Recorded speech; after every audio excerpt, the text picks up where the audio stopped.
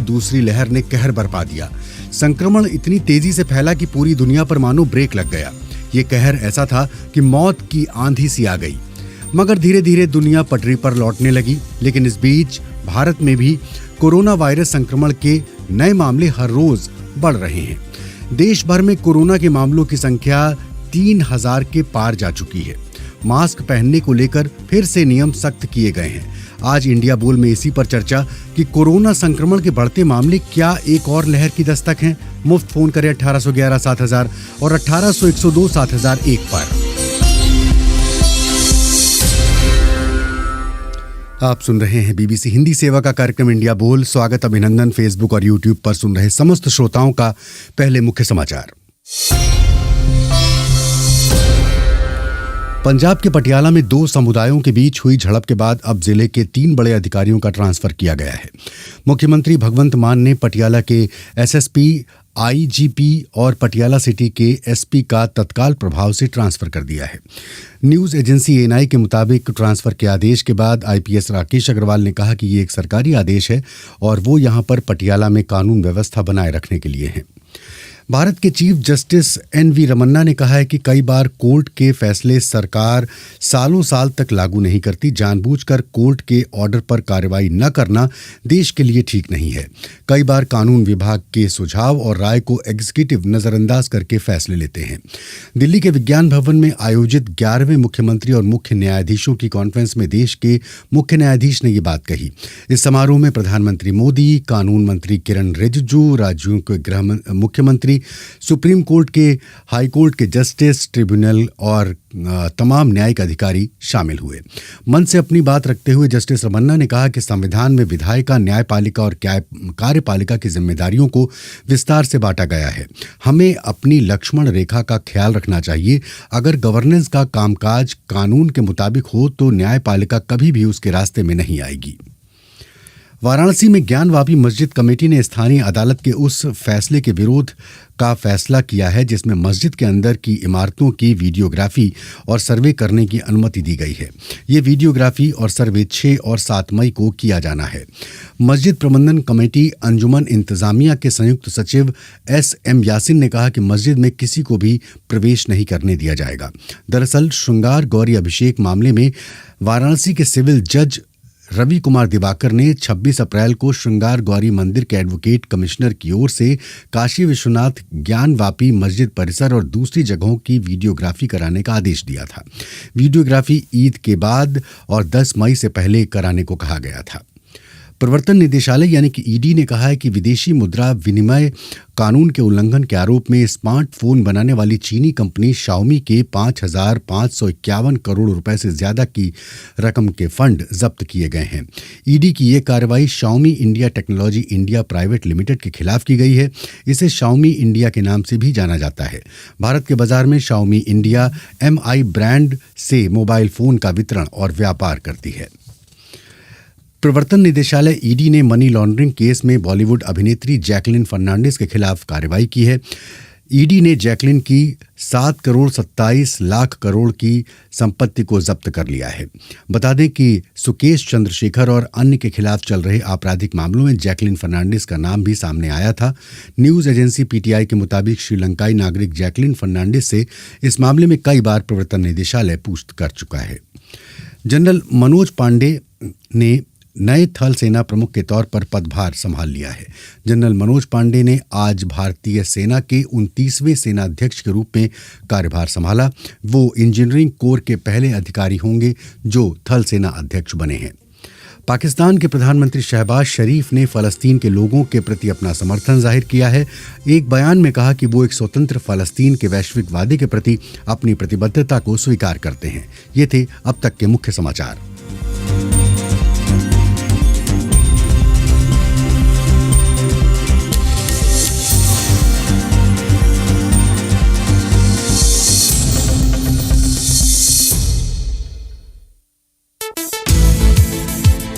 नेता बोले, अफसर बोले, पैसा बोला, बंदूक बोली, अभिनेता विलेन बोले, नहीं बोल सके तो बस आप। अब इंतजार खत्म, जुबान पर लगे ताले खोल। BBC इंडिया बोल। तो शुरू हो चुका है हमारा साप्ताहिक कार्यक्रम बीबीसी इंडिया बोल। हमारी टेलीफोन लाइनें खुली हुई हैं। स्वागत है आपका बीबीसी इंडिया बोल कार्यक्रम में। नंबर एक बार फिर से आपके लिए दोहरा देता हूं, 1811 7000 और 1800 7001। कार्यक्रम का विषय एक बार हम फिर से दोहरा देते हैं कि कोरोना संक्रमण के नए बढ़ते मामले क्या एक और लहर की दस्तक हैं। आज मेरे साथ इस कार्यक्रम में कुछ विशेष अतिथि भी शामिल होने जा रहे हैं, उनके पास मैं आऊंगा। मेरे साथ सबसे पहले इस कार्यक्रम में जुड़ेंगे डॉक्टर राकेश गर्ग, जो कि अखिल भारतीय आयुर्विज्ञान संस्थान के एडिशनल प्रोफेसर हैं। मैं उनके पास पहुंचूंगा, लेकिन पहले एक श्रोता की आवाज़ सुन लेते हैं और उनसे उनकी राय समझ लेते हैं। जी, नाम बता दें, कौन बोल रहे हैं आप? नमस्कार सर। नमस्कार। मैं तेलंगाना से बोल रहा हूँ सर। जी कहें अपनी बात।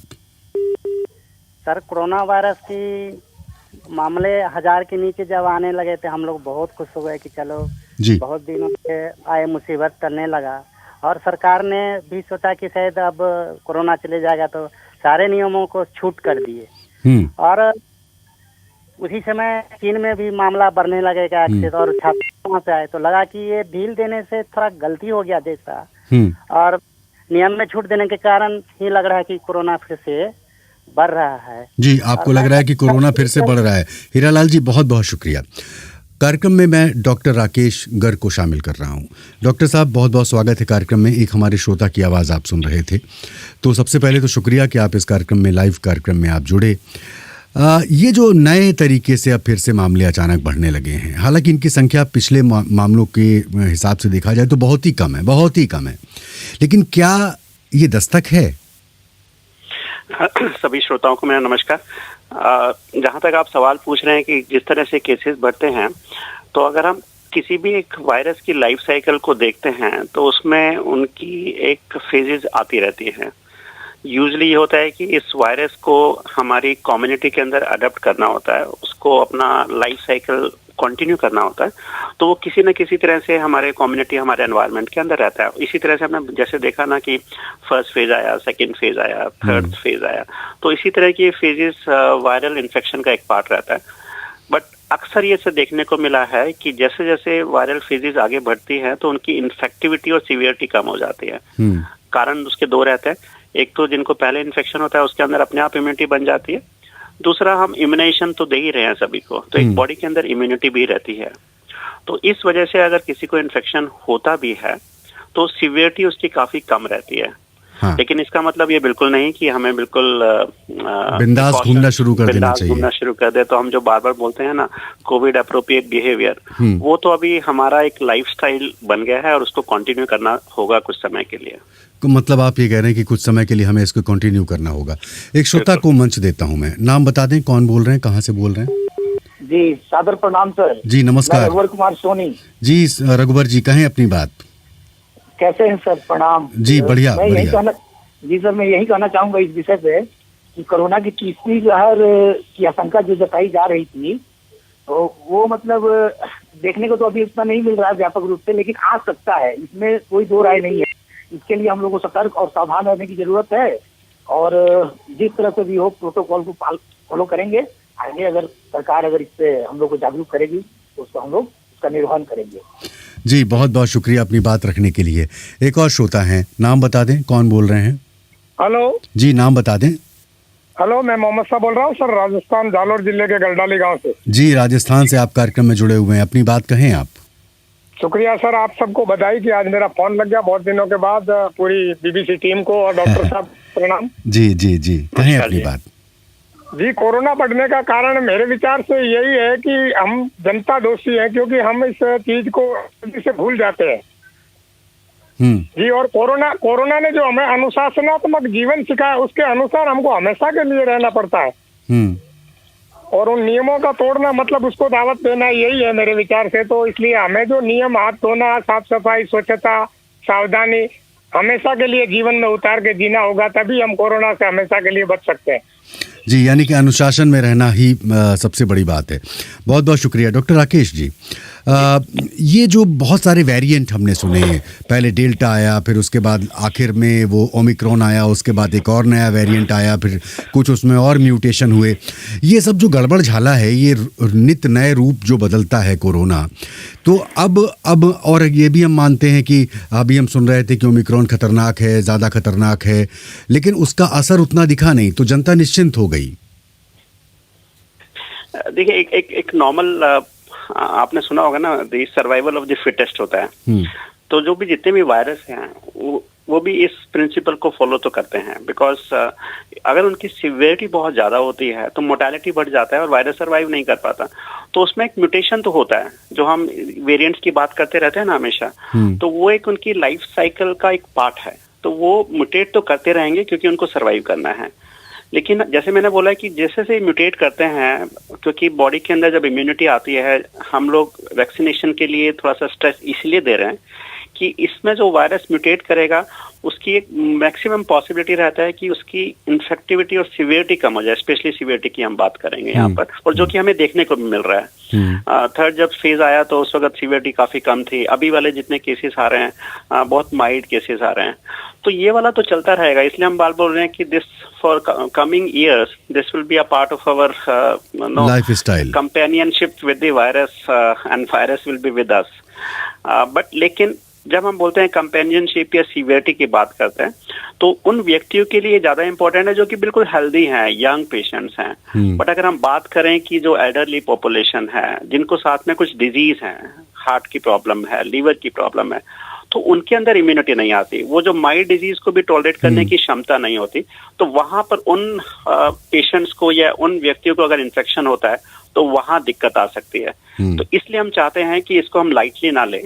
जो भी हमारी सीवियरिटी आ रही है, जैसे भी अभी जितने भी केसेस इंडिया से भी आ रहे हैं, सीवियरिटी मोस्टली केसेस को माइल्ड ही है, बट फिर भी हम अवॉइड करें, क्योंकि हमारे आस पड़ोस में, हमारे परिवार में, ऑफिस के अंदर कुछ व्यक्ति तो हमारे साथ ऐसे होंगे ना जिनको इस तरह की बीमारियां होगी।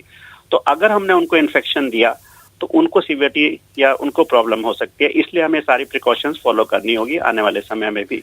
हमारे एक श्रोता हैं DK परमार, ये आपसे एक सवाल पूछ रहे हैं कि वैक्सीन की सफलता आप कितने मानते हैं, और एक कोरोना की चौथी लहर के बारे में एक इन्होंने कुछ ऑडियो सुना होगा कि एक साजिश के तहत ऐसा किया जा रहा है, आप क्या कहेंगे? नहीं, देखिए, ये लहर तो आएंगी, जैसे मैं बार बार बोल रहा हूँ। और मैं इम्यूनाइजेशन का, अब देखिए, इम्यूनाइजेशन कुछ नई चीज नहीं है। अब हम अपने छोटे बच्चों को, नवजात बच्चों को पैदा होते ही वैक्सीनेशन लगवाते हैं। पोलियो का अभियान पूरे, हाँ, बहुत सारी वायरसेस हैं। अब तो पूरा हमारा एक प्रोग्राम शेड्यूल बना हुआ है यूनिवर्सल इम्यूनाइजेशन प्रोग्राम का। वो काफी वायरल डिजीज को प्रिवेंट करता है और उसकी सेफ्टी प्रोफाइल चेक हो चुकी है। अभी जितने वैक्सीनेशन है, करोड़ों वैक्सीन लग चुके हैं और फायदा किया है। अभी तो काफी सारा हमारे पास इस तरह का क्लिनिकल एविडेंस आ गया कि जिनको वैक्सीनेशन लगी थी उनको सीवियरिटी कम हुआ। तो बेनिफिट तो हमारे साथ है ही, और इसका नुकसान कुछ ज्यादा है नहीं हमें। हल्का फुल्का 1-2 दिन के लिए बुखार या थोड़ा सा माइल्जिया होता है, ऐसा कुछ मेजर कॉम्प्लिकेशन नहीं मिला। तो फायदे हैं। तो उस चीज का फायदा जब हम वैक्सीनेशन को अपने छोटे बच्चों को 1 दिन का पैदा होते ही लगवा सकते हैं, तो हमें लगवाने में क्या दिक्कत है? तो आई थिंक वैक्सीनेशन जरूर लगवाएं। बूस्टर डोज का जैसे अभी शुरू हुआ है तो उसको भी लगवाएं। एंड स्पेशली जो व्यक्ति, उनको कुछ बीमारी है, ब्लड प्रेशर है, टीबी है, शुगर है, किडनी की प्रॉब्लम है, उन व्यक्तियों को तो बिल्कुल आगे आके टाइम से जरूर लगवाना चाहिए। जी, मैं श्रोताओं को शामिल कर रहा हूँ। नाम बता दें, कौन बोल रहे हैं आप? धनंजय शेटे बात कर रहा हूँ सर, नांदेड़ से। नांदेड़ से धनंजय जी, कहें अपनी बात। सर, मैं एक नेत्रहीन व्यक्ति हूँ जी, और ह्यूमनाइजेशन जो कोविड लसीकरण है उस डिपार्टमेंट में अभी काम कर रहा हूँ, सिविल हॉस्पिटल परभणी में। जी, बहुत बहुत स्वागत है आपका। तो मेरा यह प्रश्न है कि जो गलत फहमियां हैं मीडिया पर फैलाई गई, सोशल मीडिया पर खास तौर पे, तो उसका काउंटराइजेशन नहीं हुआ है सर। जैसे कि प्रजनन पे इफेक्ट होता है, तो इन गलत फहमियों को एनकाउंटर किया जाए BBC के द्वारा, तो उसका लोग ज्यादा वैक्सीनेशन लेंगे, ऐसा मुझे लगता है सर। जी, मैं आपकी ये जो बात है ना, मैं सीधे डॉक्टर साहब के पास ले जा रहा हूँ। डॉक्टर राकेश गर्ग, इम्यूनाइजेशन को लेकर हमेशा से बहुत सारी भ्रांतियां फैला दी जाती हैं। पल्स पोलियो अभियान के साथ यही हुआ कि आप ऐसा करेंगे तो नपुंसक हो जाएंगे, और इस तरह के मतलब बहुत सारी भ्रांतियां फैला दी जाती हैं। तो आप कहें इसके बारे में। देखिए, मैं इसमें दो बात बोलना चाहूंगा। जो भ्रांति फैलाते हैं वो कौन लोग हैं? हम में से कुछ लोग होंगे जो कि एक अनरिसोर्स या अनसिक्योर्ड रिसोर्सेज से कुछ इस तरह की अफवाहें बनाती है, व्हाट्सएप यूनिवर्सिटी से या व्हाट्सएप यूनिवर्सिटी से, सोशल मीडिया से।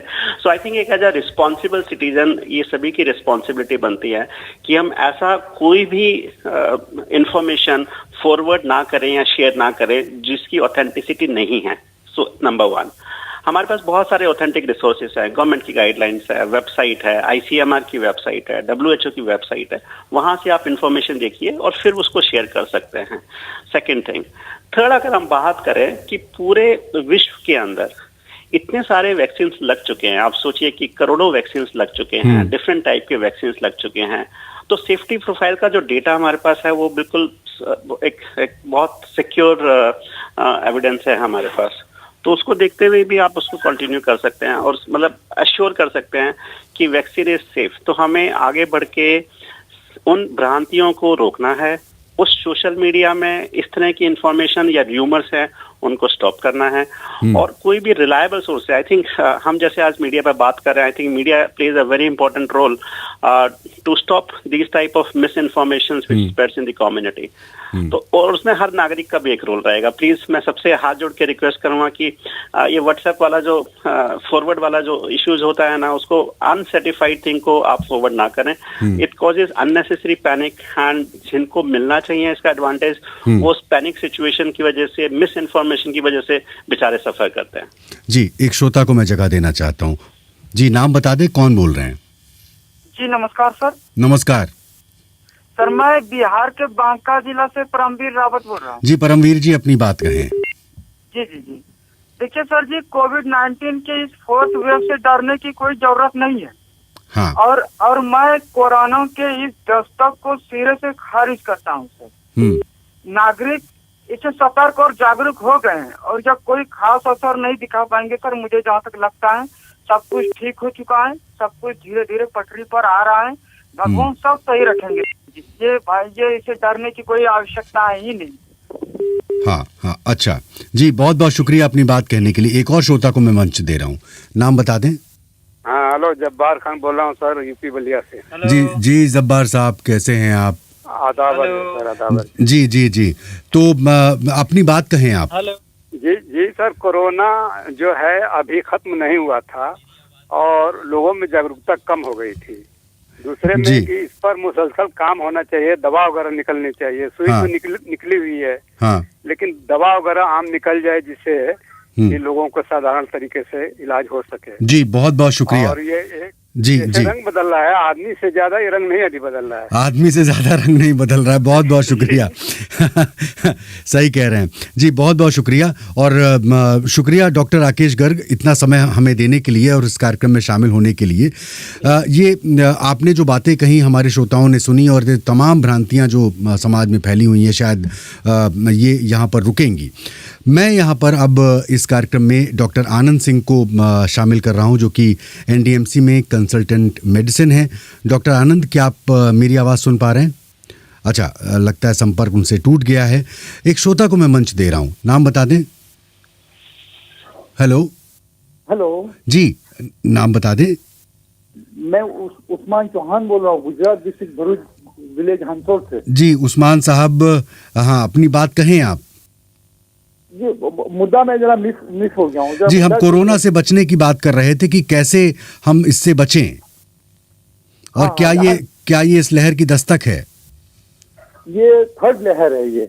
हाँ, लेकिन उपाय तो यही है उसका जी कि हम सोशल डिस्टेंसिंग बनाए रखें, हम मास्क का उपयोग करें, हम सैनिटाइज का उपयोग करें, और भीड़ वाले इलाके में हम न जाए तो अच्छा है। लेकिन जनता ये सब बातें मानती थोड़ी है। आप जनता मानती भी नहीं है ना साहब। हाँ, तो क्या करें? लेकिन बात क्या है, ये बेलगाम घोड़ा है, ये कब कहाँ जाके रुकेगा वो किसी को पता नहीं है जी। तो अगर इससे बचना है हमको, तो ये सब काम हमको करना पड़ेगा। और ये हमारी सरकारों की भी जिम्मेदारी है, हमारी सरकारें भी इसको रोकने के लिए मदद करें, सरकारें भी रोकने के लिए मदद करें। बहुत बहुत शुक्रिया आपका। मेरे साथ अब इस कार्यक्रम में डॉक्टर आनंद सिंह शामिल हो चुके हैं, जो कि कंसल्टेंट मेडिसिन है एनडीएमसी में। डॉक्टर आनंद, बहुत बहुत स्वागत है आपका इस कार्यक्रम में। बहुत सारे श्रोता अपनी बातें कह चुके हैं, तो आपसे भी एक सवाल मेरा यही है कि ये जो कोरोना के नए मामले आ रहे हैं, क्या आपको लगता है कि एक और लहर की दस्तक है? आपको और सभी श्रोताओं को मेरा नमस्कार। देखिए, कोरोना तो दस्तक देता रहेगा, ये जो वेव बाय वेव ये सब चलता रहेगा, बिकॉज जैसे इन्फ्लुएंजा की तरह कोरोना भी एक इन्फ्लुएंजा की तरह ही फ्लू है। हाँ। जो रिपीट करता रहेगा। और जैसे हर साल हम अपने गार्ड्स डाउन कर देते हैं इस सीजन के अंदर, या मतलब जैसे फ्लू आता है बार बार, जुकाम खांसी ये सब चीजें आती रहती है, वैसे ही अब कोरोना भी रिपीट करेगा। हाँ। और डेफिनेटली एक वेव है। वेव में जो सबसे बड़ा हमारा जो सेफ गार्ड है, वो जो हमारा कोविड अप्रोप्रिएट बिहेवियर था, जो मास्क था, हाँ। वो हमें जब हमने वो सब कुछ बहुत लेट डाउन कर दिया। सरकार ने जैसे ही थोड़ी सी ढिलाई दी लोगों को, हाँ। तो लोगों ने इसको बिल्कुल ही मतलब फ्लाउट किया रूल्स को कि हमें पहनना ही नहीं है, बिल्कुल कोरोना जैसे चला गया। हाँ। कहीं नहीं गया। कोरोना की वेवें अभी आती रहेंगी, कई साल तक ये चलता रहेगा, 2-3 साल अभी और रहेगा ऐसे ही बीच में। हाँ। बट अगर हम ढंग से अपने को परहेज करेंगे, ढंग से मास्क का प्रयोग करेंगे, एक दूरी बनाएंगे, हाथ धोएंगे, जो एक हमारा 2 साल का एक हैबिट सी बन गई थी हमारी, तो बड़ी मुश्किल से जो हैबिट बनी थी, हमने इतने आसानी से उसको छोड़ दिया, जिसका ये नतीजा है। तो डेफिनेटली ये अभी तो वेव आएगी, थोड़ा सा नंबर तो बढ़ेंगे ही। वो तभी टेस्टिंग मेरे हिसाब से काफी कम हो रही है, जिसलिए नंबर्स कम दिख रहे हैं। बट जैसे अगर आप कोई भी क्लिनिक में या डिस्पेंसरी में या हॉस्पिटल में अगर आप ओपीडी के नंबर्स देखें लोगों के, हाँ। कंप्लेंट के, तो कहीं ज्यादा है, एक सर्ज आया है। हाँ जी जी। एक श्रोता को मैं जगह दे रहा हूँ, नाम बता दे, कौन बोल रहे हैं आप? जी सर, मैं सौरभ त्रिपाठी गोपालगंज बिहार से बात कर रहा हूँ सर। जी सौरभ, अपनी बात कहें आप।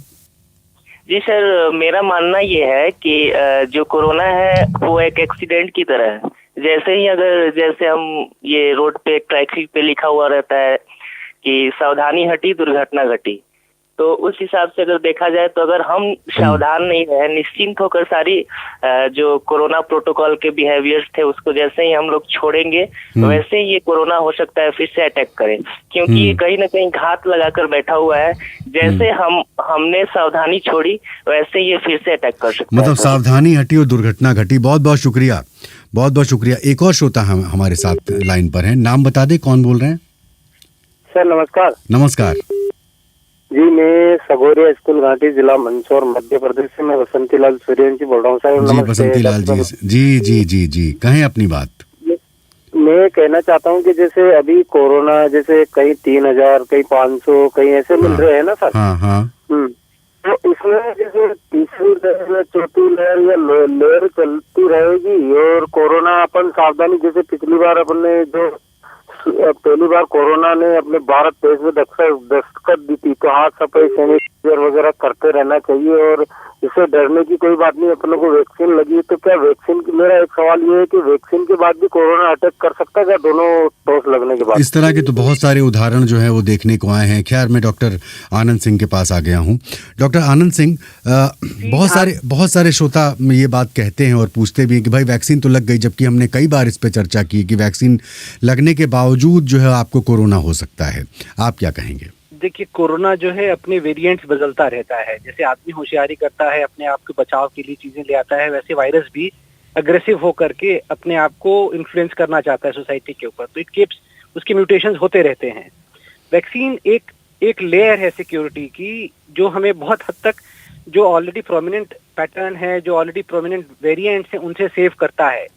बट जो छोटे मोटे म्यूटेशंस हो रहे हैं, चेंजेस आते रहते हैं, वो जरूर किसी न किसी तरह से वैक्सीन लगने के बाद भी हमारे ऊपर अटैक कर सकते हैं और असर कर सकते हैं। वैक्सीन बहुत चीजों को बहुत इस तरह से कहूँ कि एक सेफ्टी करती है हमारी, एक शील्ड बना देती है। एक शील्ड बना देती है। जैसे आप सड़क पे जा रहे हैं, अगर आपकी गाड़ी में बहुत लगे हुए हैं, एयर बैग्स लगे हुए हैं, चीजें हैं, एक्सीडेंट होता है तो आपको चोट तो आएगी, लेकिन वो चोट डेफिनेटली आपने कितनी सिक्योरिटी ली हुई है, कितने स्लो स्पीड में चल रहे हैं, तो आप बचे रहेंगे। वैसे ही कोविड की जो वैक्सीन है आपको एक परत की तरह काम कर रही है, जो आपको सेव कर रही है।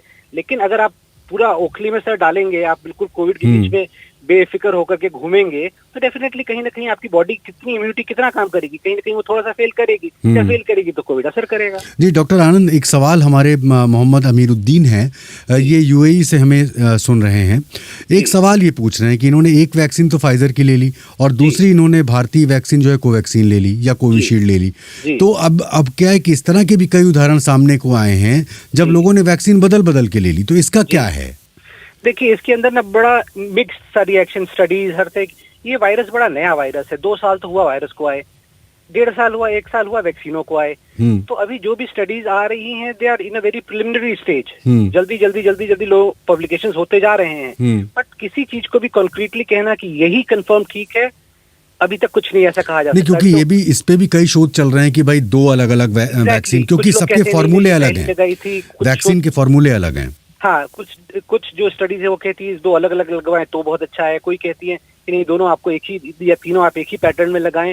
बेसिकली ये है कि जो भी वैक्सीन इन्होंने लगा ली है, वैक्सीन जो आसानी से मिली है, वैक्सीनों का सबका काम यही है बॉडी के अंदर जाके एंटीबॉडी बनाना, ठीक है। तो हर वैक्सीन उसी रास्ते पे, सबका डेस्टिनेशन वैक्सीनों का एक है, रास्ते अलग अलग हैं। तो जो वैक्सीन मिल रही है उसको लगवाएं, उसका कोर्स पूरा करें। हाँ, तो गाइडलाइन यही है कि जो वैक्सीन आपने पहले ली है वही वैक्सीन आप दोबारा लें। प्रेफरेबली एक ही वैक्सीन को अभी फॉलो करें। हाँ, मतलब इतना एक्सपेरिमेंट मत करें, क्योंकि अभी भी बहुत सारे शोध हो रहे हैं कि क्या 2 कॉम्बिनेशन में लेना ठीक है, अभी उस पर रिसर्च चल रही है और अभी उसका कुछ जो एक मिल रही है उसको एक ही को फॉलो करें, उसको ढंग से उसका पूरा कोर्स फॉलो करें। जी, एक श्रोता को मैं जगह देना चाहता हूँ, नाम बता दें, कौन बोल रहे हैं आप? हेलो, लगता है आए थे और चले गए, कोई बात नहीं, एक और श्रोता है हमारे साथ। जी हेलो, हाँ आवाज आ रही है आपको? जी हेलो। हाँ सर। हाँ, नाम बता दें। ओम प्रकाश बोल रहा हूँ सर। हाँ ओम प्रकाश जी, अपनी बात कहें आप। सर पहली बार फोन लगा है मेरा, बीबीसी का मैं काफी पुराना श्रोता हूँ। जी ओम प्रकाश जी, चलिए आज आप इस कार्यक्रम में शामिल हो गए, अब अपनी बात कह दें। मोहनलाल जी, ऐसा है कि कोरोना के लिए तो हमको खुद को ही जागरूक होना पड़ेगा, इसमें सरकार अब तो वैसे ये रोज की कहानी हो गई वैसे। इसका तो खुद पब्लिक को ध्यान रखना पड़ेगा, कुछ नहीं कर सकती इसमें। मतलब खुद आपको ख्याल रखना पड़ेगा, लगवाओ और खुद को अवेयरनेस रखनी पड़ेगी। हाँ, खुद की जागरूकता बहुत जरूरी है। बहुत बहुत शुक्रिया जी। एक और श्रोता है, नाम बता दें, और आप हमारे आखिरी श्रोता हैं।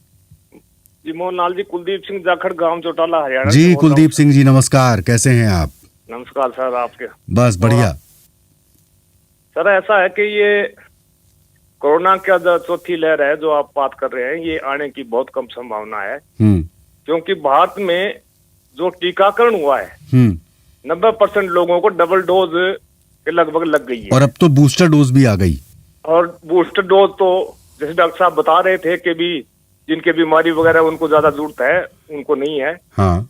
तो इस तरह से भारत का जो टीकाकरण अभियान है उसकी वजह से ये लहर इतनी खतरनाक, मेरे हिसाब से खतरनाक साबित नहीं होगी। धन्यवाद सर। कुलदीप सिंह जी, जाखड़ साहब, बहुत बहुत शुक्रिया। मैं आखिरी टिप्पणी के लिए डॉक्टर आनंद सिंह आपके पास आ रहा हूँ, हमारे पास अभी 2 मिनट और हैं। जी मोहनलाल जी, मैं थोड़ा सा कुलदीप जी से डिफर करूंगा कि हमें कोई भी चीज हल्के में ना लें। हम यही गलती करते हैं कि हमें लगता है कि ये लहर आसान होगी, ये लहर भारी होगी, भारी होती तो हम थोड़ा ज्यादा तैयारी कर लेते हैं, ऐसी गलत फहमी न रहें। ये किस्मत है कि अभी हमारा सब कुछ अच्छा है, वेरिएंट थोड़ा सॉफ्ट आया है, जिससे अभी इस तरह क्लिनिकली दिख नहीं रहा है, बट इसको बिगड़ने में ज्यादा टाइम नहीं लगेगा। तो बस हम इतने डेंसली पॉपुलेटेड कंट्री हैं कि किसी भी सोसाइटी में कहीं भी अगर 2 आदमी भी आ गया बीमार, तो काफी पूरे मोहल्ले को या पूरी उस जो भी वो कंजेशन उसको सबको बीमार कर सकता है। सेकेंड चीज क्या है कि हर बॉडी की इम्यूनिटी अपने अलग लेवल की है। तो ये कह देना कि ये वायरस हर बॉडी के ऊपर एक ही तरह से काम करेगा, ऐसा नहीं है। यही वायरस आज के दिन भी 50 लोगों को हॉस्पिटलाइज तो कराया है ना। तो इसको हल्के में ले लेना कि नहीं तो हल्की लहर है, निकल जाएगी, ये गलती हमें बिल्कुल नहीं करनी है। वो हम लोग एक डायलॉग मारते हैं ना एक दूसरे से जब बात करते हैं कि हमको हाँ ध्यान रखो, हल्के मत लो हमको। हाँ, तो बिल्कुल हल्के में बिल्कुल ना लें, बिगड़ने में टाइम नहीं लगता, अपने तरफ से पूरा परहेज करें। और बूस्टर डोज के बारे में क्या कहेंगे? जो बूस्टर डोज की बात चल रही है और बूस्टर डोज दी जा रही है, बूस्टर डोज कितनी जरूरी है? अभी आज ही का स्टैटिस्टिक्स था कि केवल 1% लोगों ने अभी तक, जो मतलब 50-60 से कम वाले एज में जो लोग हैं, उन लोगों ने केवल 1% लोगों ने बूस्टर लगवाया है। ये गलत फहमी में न रहें, गलती न करें। तो मतलब बूस्टर डोज बहुत जरूरी है डॉक्टर आनंद सिंह? बिल्कुल जरूरी है, बिल्कुल जरूरी है। वेरिएंट चेंज होते रह रहे हैं, बॉडी की बहुत जरूरी है booster dose. Doctor Anand Singh, आपका बहुत बहुत शुक्रिया इस कार्यक्रम में शामिल हुए। उन तमाम श्रोताओं से माफी जिन्हें हम शामिल नहीं कर पाए। मोहनलाल शर्मा को राजेश चौहान के साथ विदा दें। नमस्कार।